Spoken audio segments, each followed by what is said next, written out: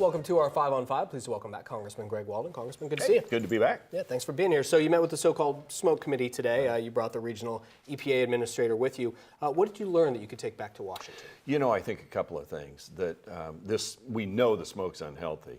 The question is, are there decisions being made during the course of these fires where they let areas burn because from a management standpoint, for reducing fuel loads, it might make sense. But are they taking into account the human health toll that extra smoke causes? And so I think that's important for us to evaluate. And we've got to come together, whether you're in the environmental community or a logging community, wherever you are. I can't imagine an Oregonian, I'm a lifelong Oregonian, wants another summer like this. So we know we need to reduce the fuel loads. That's clear. And some of these fires are burning in the brush and debris left from prior fires. And that's where I think it's really important we get in after these fires, take out the burn dead material where it makes sense, and then replant so you have a new forest growing. I think that makes sense. We've got legislation pending between the House and the Senate. We've talked about it before that would allow that to occur more easily. But we've got to get these fuel loads down. And then the other thing I think is looking at how dangerous this smoke is, and that when you do a prescribed burn in the shoulder seasons, the spring, the fall, maybe even winter in some places, and you've done the work to reduce the fuel loads, the smoke from those fires is minimal compared to what we're enduring in the summers.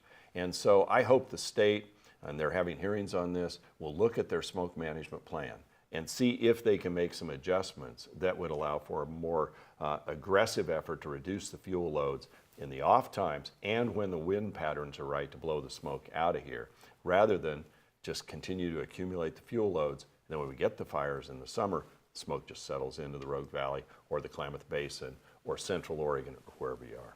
Will there be federal assistance for businesses that can demonstrate loss due to the smoke or fire You know, it's season? a good question.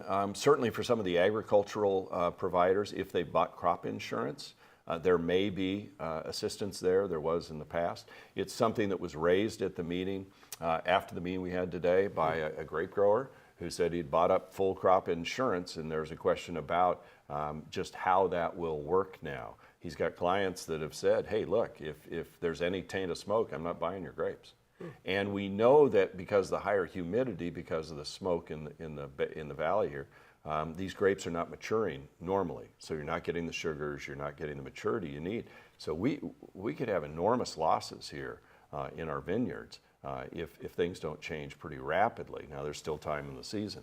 But if the flavors changed, if they don't get the sugars, and by the way, that's affecting other crops as well, corn and others. So we're going to talk to the Department of Agriculture, take their concerns back to the Department of Agriculture and find out and make sure they're aware of what's going on and begin that process. Okay, we're going to take a quick commercial break.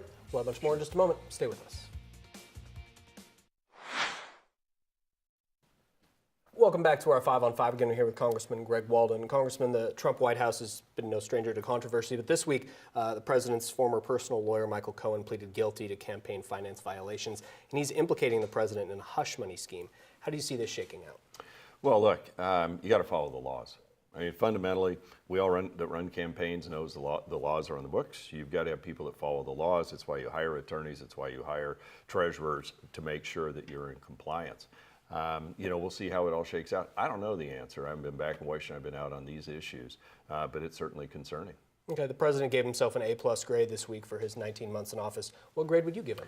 You know, I'm not into giving grades, but I would tell you we've gotten a lot done. And I've worked with the president on a number of issues. I think the tax reductions have helped lead this economy to its strongest growth in 30 years. All the data show that, with unemployment rates the lowest in 30 years. You're seeing wages begin to pick up. You saw bonuses. You saw all these things coming. And I think that's helped. And I think the president's been good in terms of working with us on reducing some of the regulatory overhang that was holding back the economy. So I think on jobs and the economy are doing good things. And I think on building up our defense and fixing the problems at the VA. Major progress has been made. So I don't give grades, but look, there are ups and downs with any administration, and certainly this administration's had their share. But my job is to get things done for this district. That's what I stay focused on. Should the president fire Attorney General Jeff Sessions? You know, that's a decision the president and the president alone can make. Look, I think the less intervention in the Justice Department, the better. But as we know from some of the hearings and investigations, there have been problems over at the Justice Department and certainly in the FBI. And that's disturbing to me. We need a Justice Department that's independent but that's fair. We need a FBI that you can trust. And there have been cases clearly of pretty serious bias by people at the top. And so I think there are problems there, and they need to clean up their act. You told us last time you were here that there was a time and a place for debate with Democrat Jamie McLeod Skinner. The details, to our knowledge, haven't been worked out. Correct. Do you want to debate? And if so, we're happy to help. Yeah, no, you've offered that before, and that. certainly you've done a good job on those. So the campaigns will work all that out. I don't think any decisions have been made.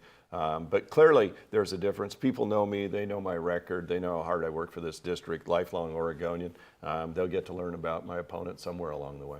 Okay, good to see you. Yeah, Thanks good for to being see here. you too. All right, stay with us. We'll be right back.